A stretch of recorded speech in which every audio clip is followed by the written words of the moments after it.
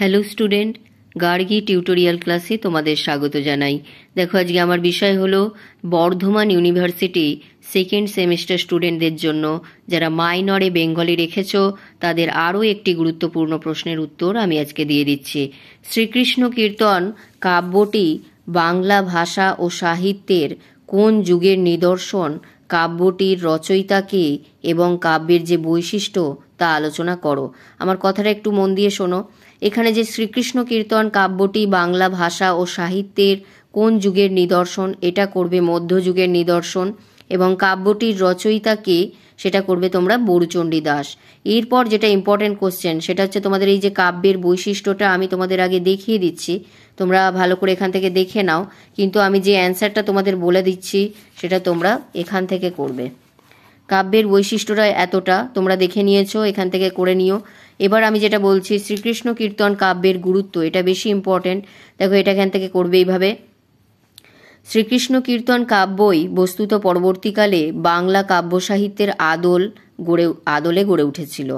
এবার এটা করবে শ্রীকৃষ্ণ কীর্তনের অপর বৈশিষ্ট্য মূল্য এর ভাষা। বস্তুত আদি মধ্যযুগের বাংলা ভাষার অক্ষত নিদর্শন শুধু এই গ্রন্থেই লভ্য, তাই ভাষাবিজ্ঞানীর নিকট এর মূল্য অপরিসীম। প্যারা চেঞ্জ করে লিখবে, সমকালীন ধর্মীয় জীবন এবং ধর্ম বিবর্তনের ইতিহাস বিষয়েও এই গ্রন্থ থেকে বেশ কিছু ইঙ্গিত লাভ করা যায়। তখনও চৈতন্যদেবের আবির্ভাব ঘটেনি, সমাজ জীবনে যে অবসাদ দেখা দিয়েছিল তখনও তার রেশ চলেছে। এর অব্যবহিত পূর্ববর্তী কালে চর্যাপদে যে ধর্মজীবনে অনাচার ব্যভিচার পরিচয় পাওয়া গিয়েছিল এখানেও তা বর্তমান। আধ্যাত্মিকতা বর্জিত রাধাকৃষ্ণের এই লৌকিক প্রেম ভক্ত হৃদয়কে কখনো উদ্বেল করে তুলতে পারে না বলেই চৈতন্যদেব প্রবর্তিত গৌড়ীয় বৈষ্ণব ধর্মের রাধাকৃষ্ণের প্রেমই আদর্শরূপে গৃহীত হলেও বরুচণ্ডী দাসের শ্রীকৃষ্ণ কীর্তন কখনো তাদের নিকট স্বীকৃতি লাভ করেনি, এবং সম্ভবত এই কারণেই গ্রন্থটি দীর্ঘদিন লোকলোচনের অগোচরে থেকে নির্বাসন জীবনযাপন করতে বাধ্য হয়েছিল।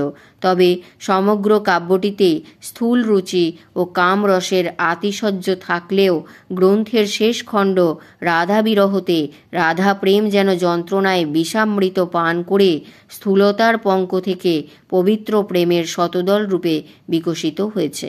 রাধা প্রেমের গভীরতা ও আরতি যথার্থই ধ্বনিত হয়েছে শেষ খণ্ডটিতে।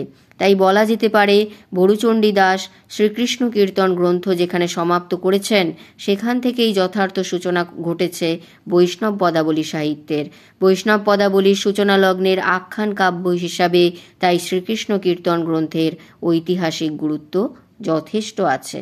তাহলে এইটা তোমরা শ্রীকৃষ্ণ কীর্তন কাব্যের যে গুরুত্ব হিসাবে এটা করে নেবে, এবং যদি কাব্যের বৈশিষ্ট্য আসে তাও তোমরা এটাই লিখে দিতে পারবে, অসুবিধা নেই।